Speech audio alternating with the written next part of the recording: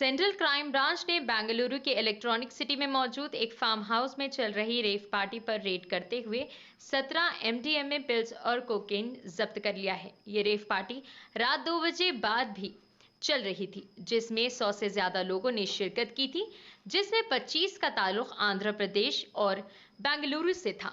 ये farm house Gopal Reddy नामी शख्स का है, जो कॉनकार्ट नामी कंपनी का मालिक है, और इस पार्टी को वासु नामी शख्स ने ऑर्गेनाइज किया था, जिसका ताल्लुक हैदराबाद से है। इस फार्म हाउस में 15 से ज्यादा लग्जरियस गाड़ियां, जिसमें मर्सिडीज बेंज, ऑडी, जैगवार मौजूद थे, जिसमें से बेंज कार पर आंध्र प्रदेश MLA काकानी गोवर्धन रेड्डी का पास लगा हुआ था।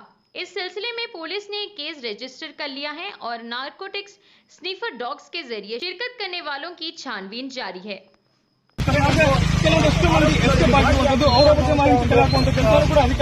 ನೋಡ್ತಾ ಇರಬಹುದು, ಈಗ ವಿಜುವಲ್ಸ್ ನಲ್ಲಿ ಅಧಿಕಾರಿಗಳು ಪರಿಶೀಲನೆ ಮಾಡ್ತಾ ಏನೇನಿದೆ ಕಾರ್ನಲ್ಲಿ ಅವರು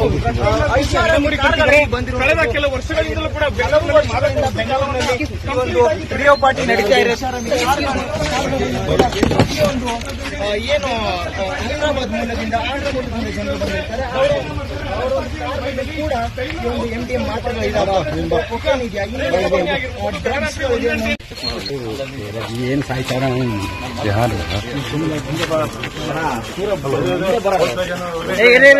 ಹಲೋ ಇಲ್ಲ ಎರ್ಟಿಗ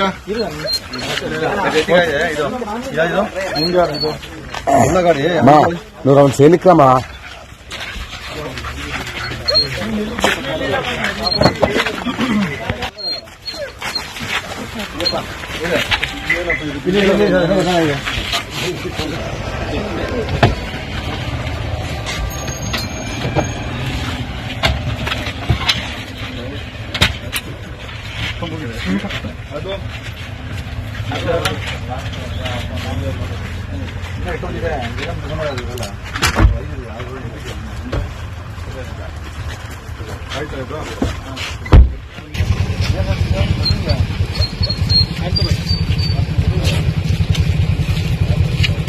ಒಟ್ಟಿಗೆ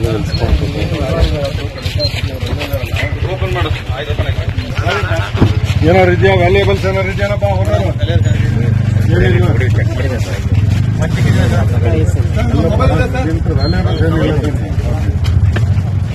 ಮೊಬೈಲ್ ಕೊಡಪ್ಪ ಇಲ್ಲ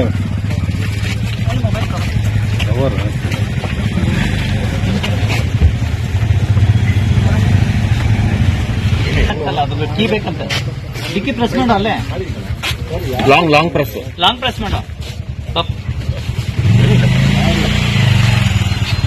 ಹೊಸ ಗಾಡಿ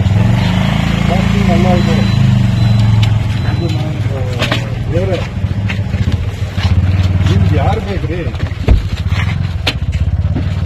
ಏನಿಲ್ಲ ಸರ್, ಅವರಷ್ಟೇ ಇರೋದು.